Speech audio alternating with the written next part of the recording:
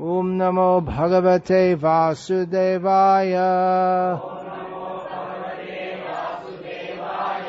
Om Namo Bhagavate Vasudevaya. Om Namo Bhagavate Vasudevaya.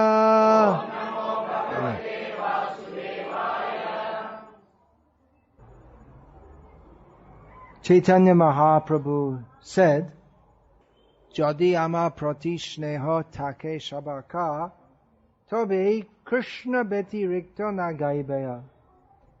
To people visiting him, he would say that if you have affection for me, then please do not talk about anything. No, you didn't translate it. I said you should not talk about anything except Krishna. Only talk about Krishna. Only talk about Krishna. Now, in one sense, we can only talk about Krishna because, in one sense, everything is non-different from Krishna.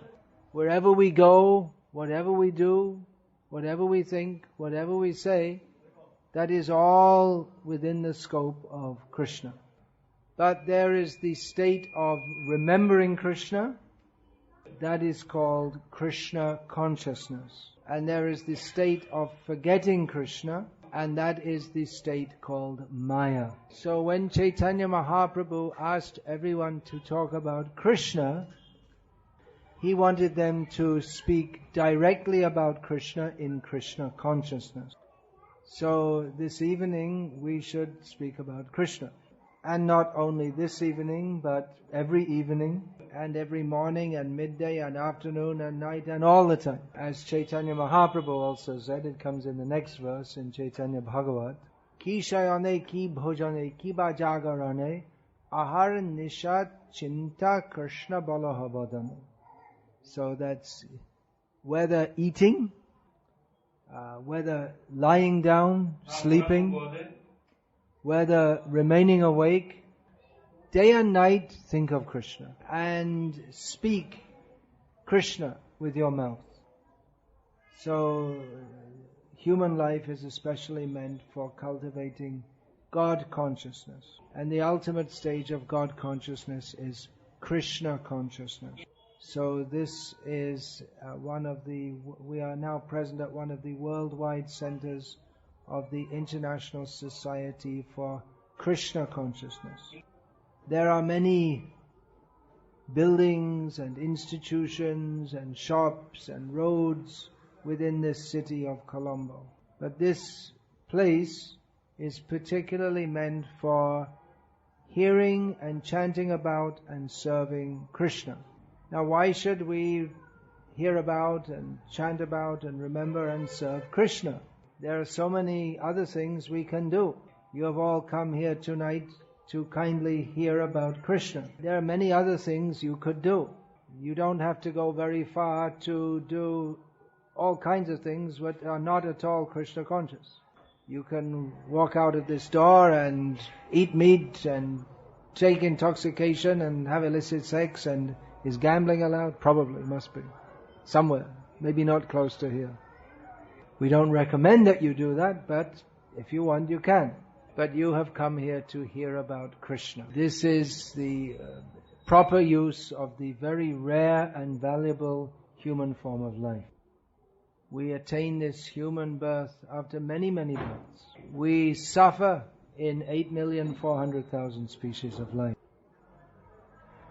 We don't like to suffer. Everyone who likes to suffer, please raise your hand and we'll hit you on the head with a hammer. No one likes to suffer. And even if you say, I like to suffer just because you want to sound clever, well then, if you like to do that, then that's your conception of happiness. We do not want to suffer, but we are forced to suffer. At least 8,400,000 ways of experiencing suffering. Human life is meant for inquiring how I can get free from suffering. That might be a bewildering search. Many people will give many different kinds of solutions. One solution, some people might suggest, is to drink as much whiskey as you can. And you forget all your suffering. But there are problems associated with that, because it's only a temporary relief, and one has to suffer in so many ways for indulging in that intoxication. The immediate result is that one will feel very bad, physically very bad, after taking so much intoxication. One may become addicted to taking alcohol, which is a very miserable position. Under the influence of alcohol, one is more likely to perform criminal acts for which one will be punished. And one is punished in this life and in future lives for the sinful activity of taking alcohol. So this is just one example. But there are many, many ways in which people try to become happy and try to avoid suffering. In fact, everything that everyone does is to try to maximize their happiness and to minimize their discomfort. So an intelligent person sees that despite all our efforts to be happy, we are not happy. Not only are we not happy, we don't know who we are, why we're in this world, we are in ignorance. So human life is meant for inquiry, how to get free from suffering, not temporarily. What is the solution? Well, we could discuss many, many different ideas and philosophies. But ultimately the solution is Krishna. Bahunam jannanam ante jnanavan mam prapadyate vasudeva sarvamiti samahatma sudurlabhaha. It may take us many, many lifetimes to come to this knowledge that Krishna is all in all. We have to surrender to Him. Why should we surrender to Krishna? Because He is supreme. We are infinitesimal. He is infinite. Krishna is Satchit Ananda. Satchit Ananda means eternal, full of knowledge and full of bliss. We are all Atma. We are also Satchit Ananda. But we are infinitesimal and Krishna is infinite. We can come under the influence of Maya. That is our present situation. But Krishna is never under the influence of Maya. Simply by remembering Krishna, we can become free from the influence of Maya. So that is why you have all come here, to remember Krishna, is it not?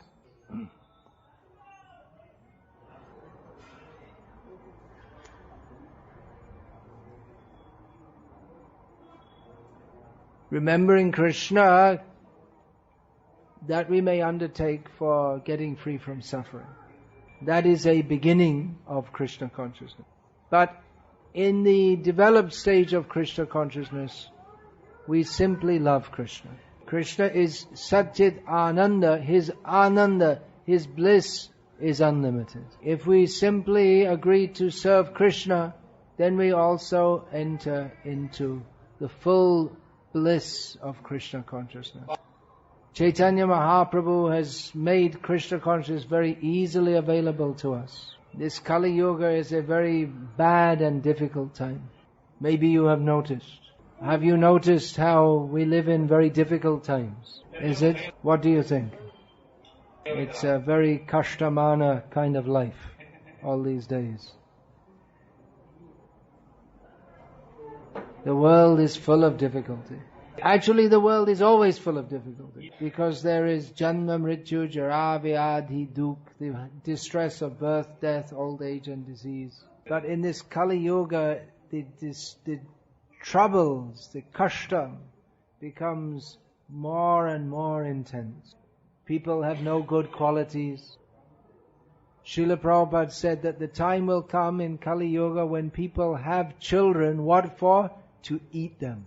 We can't imagine such a horrible thing. But there are many things which are normal in the modern day, which a short time ago people could not have imagined. So horrible. Just like recently there was a war in Sri Lanka.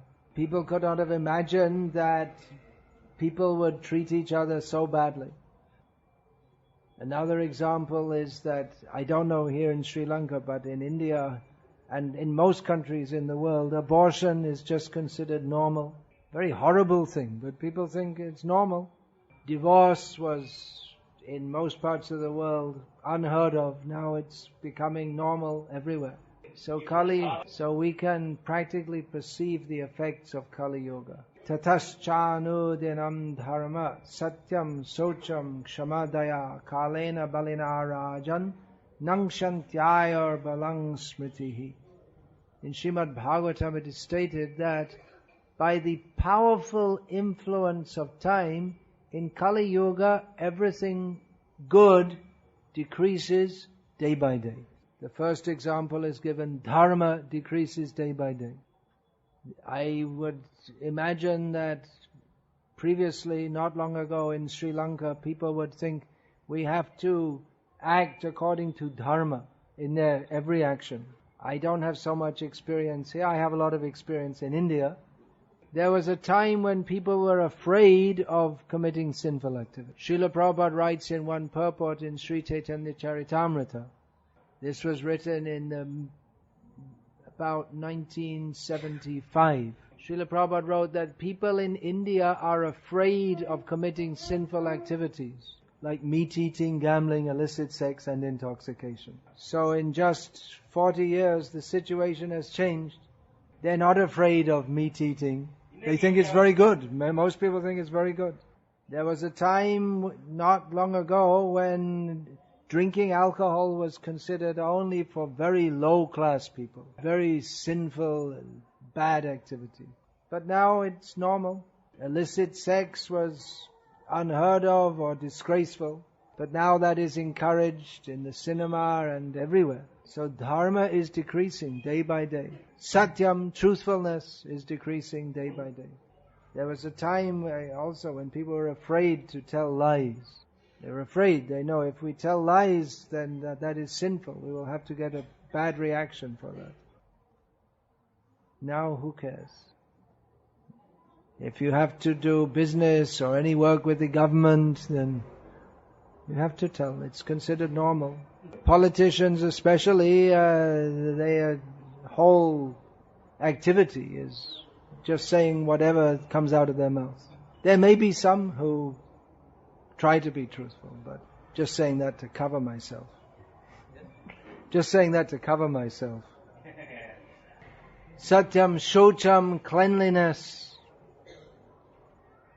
At least in this part of the world, people bathe daily, at least once. But in many places in the world, people, they may not bathe for days and weeks and maybe months. Yeah, really. I'm in the country I grew up in, then bathing was something optional which you might do whenever you feel like it. And bathing means you sit in a tub of water and then you wash and then you just let the water out, and the same dirty water you're sitting in. One of my godbrothers, sannyasi from England, he told me that when he was a child, every 2 weeks the family would take a bath. They'd fill one big tub of water. First the father would go in and put soap and everything. Then he'd come out and the mother would go in the same water. Then the oldest child, and like this. Very clean. Satyam, shocham, kshama, tolerance. We have to tolerate so many difficulties in life. But in Kali Yuga, people have very little patience. They get so upset if something small goes wrong. And daya, mercy. People are killing animals. They don't consider that this is inflicting suffering on other living beings just so that we can eat them. They think if we eat meat, we'll become very strong. But you can see all these young men, they were raised in this orphanage or gurukul here.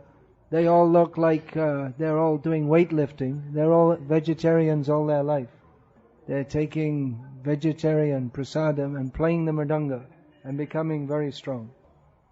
Then in Kali Yuga also people's lifespan is decreasing and their memory and mental powers are decreasing. It's a mess. It's a horrible situation. So Chaitanya Mahaprabhu has given us the process by which we can achieve liberation from this material world and pure love of Krishna. Hare Nama, Hare Nama, Hare Nama, Eva Kevalam, Kalo Nascheva, Nascheva, Nascheva, Gatir Anyata. We should chant the holy names of Krishna. We should also discuss topics of Krishna and understand how Krishna is Satchidananda. We are also Satchidananda. What is our relationship with Krishna? Our present situation in material existence is Asat, Achit, Nirananda. We are meant to live eternally with Krishna in the spiritual world. But we are forced to take birth and suffer again and again and again. What is the cause of this? The cause is Achit, Agyana, ignorance. And if we get free from this ignorance, then we enter into the life of service to Krishna that is with full ananda, full happiness. So we should understand these topics of Krishna.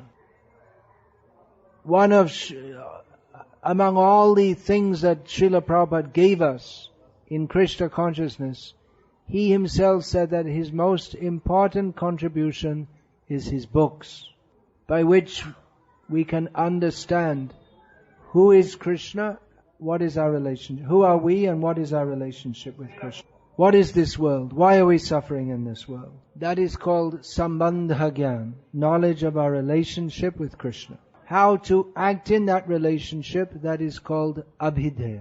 How to execute practically devotional service. And what is the ultimate result of that? That is called Prayojan, our ultimate necessity. Our ultimate necessity is to come out of this material existence and go to live with Krishna eternally. To live with Krishna means to serve Krishna, to cook for Krishna, to eat with Krishna, to sing with Krishna, to dance with Krishna, eternally in our spiritual form. So chanting Hare Krishna is the Yuga Dharma, the process of Dharma for this Kali Yuga. And along with that, we should learn about Krishna and learn how to serve Krishna. And then in this life also, we can live very happily and prepare to go to the spiritual world to live with Krishna forever. Hare Krishna. If there's any question, please ask now. No. Everyone's fully convinced. Is it? Either that or they didn't understand anything at all. Well, if we're all convinced, then we all have to dedicate ourselves fully to Krishna. Please repeat the question in English and Tamil. Hare Krishna. Hare Krishna. Ektu edikesh. Pete Bhagavan ke dekana uchit na. He asked that in the 10th chapter of Bhagavad Gita, 32nd sloka in the purport, Srila Prabhupada writes that in order to understand the purpose of this human form of life, we have to read different Vedic literatures, 4 Vedas, 4 Vedangas. Is there prasad for everyone? People are leaving now. We have prasad? Yeah, okay. No one's allowed to go without taking prasadam. Strict rule. Yeah, okay, so you have to study all the Vedas, Vedangas. He's saying why that Bhagavad Gita's name is not mentioned there. Say it in Tamil. You're already reading Bhagavad Gita. It's in the purport to Bhagavad Gita. You're already reading it. What does he say? Again he's asking why there are 6 Vedangas are there. If that name is mentioned. What's not mentioned? He says, Hare Krishna. He says that in Tamil BDG actually they are translating the Srimad Bhagavatam actually. And that Tamil translation Srimad Bhagavatam they are publishing every month. So I think in the first kind of Srimad Bhagavatam, devotion service. Divinity and divine devotion service. In that chapter, it is translated in the purport it is written that only foolish they worship demigods like Brahma and Lord Shiva. But he is asking that Lord got the Vedic knowledge to Brahma first. So through him the Vedic knowledge is distributed in the human society. So in that sense, why we should not worship Lord Brahma also? Why it is written like that?